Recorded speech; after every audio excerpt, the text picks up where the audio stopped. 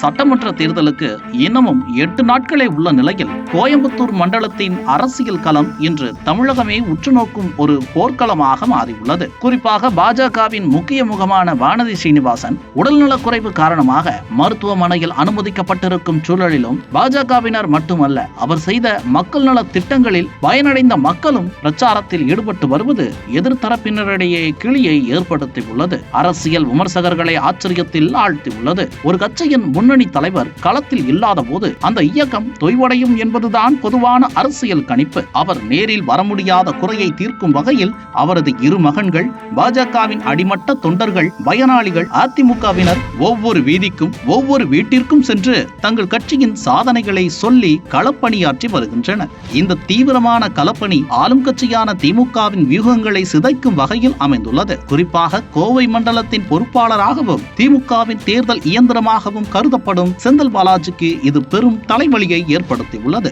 கோவையை தக்க வைக்க எத்தனையோ திட்டங்களையும் கணக்குகளையும் அவர் போட்டிருந்தாலும் பாஜக தொண்டர்களின் இந்த தன்னிச்சையான எழுச்சியும் மக்களின் மாறிவரும் மனநிலையும் அவரை வெளிப்பிதுங்கு செய்துள்ளன. கோயம்புத்தூர் எப்போதும் தொழில் முனைவோரும் உழைக்கும் வர்க்கமும் நிறைந்த பகுதி என்பதால் அங்கு நிலவும் அதிருப்தி அலைகளை சமாளிப்பது செந்தில் பாலாஜிக்கு சவாலாகவே இருக்கிறது. அதே வேளையில் கோவை மண்டலம் ஒட்டுமொத்தமாக ஒரு அரசியல் மாற்றத்தை நோக்கி நகர்வதை அண்மை கால நிகழ்வுகள் உறுதிப்படுத்துகின்றன. மத்திய அரசின் திட்டங்கள் மீதான ஈர்ப்பு மற்றும் பாஜகவின் வலுவான கட்டமைப்பு, அதிமுகவின் செல்வாக்கு ஆகியவை அந்த மண்டலத்தின் அரசியல் திசையையே மாற்றியமைத்து வருகின்றன. வானதி சீனிவாசன் மருத்துவமனையில் இருந்தாலும் அவரது பெயரும் அவர் முன்னெடுத்த பணிகளும் களத்தில் எதிரொலித்துக் கொண்டே இருக்கின்றன. பணபலத்தையும் அதிகார பலத்தையும் தாண்டி கோவையில் வெற்றியை உறுதி செய்யும் திசையில் பயணித்துக் கொண்டிருக்கிறது. மொத்தத்தில் கோவை மண்டலத்தின் அரசியல் காற்று இப்போது பாஜகவிற்கு சாதகமாக வீச தொடங்கி இருப்பதும் அது செந்தில் பாலாஜி போன்ற அனுபவம் வாய்ந்த அரசியல்வாதிகளுக்கே கடும் நெருக்கடியை கொடுப்பதும் தற்போதைய கள யதார்த்தமாக உள்ளது.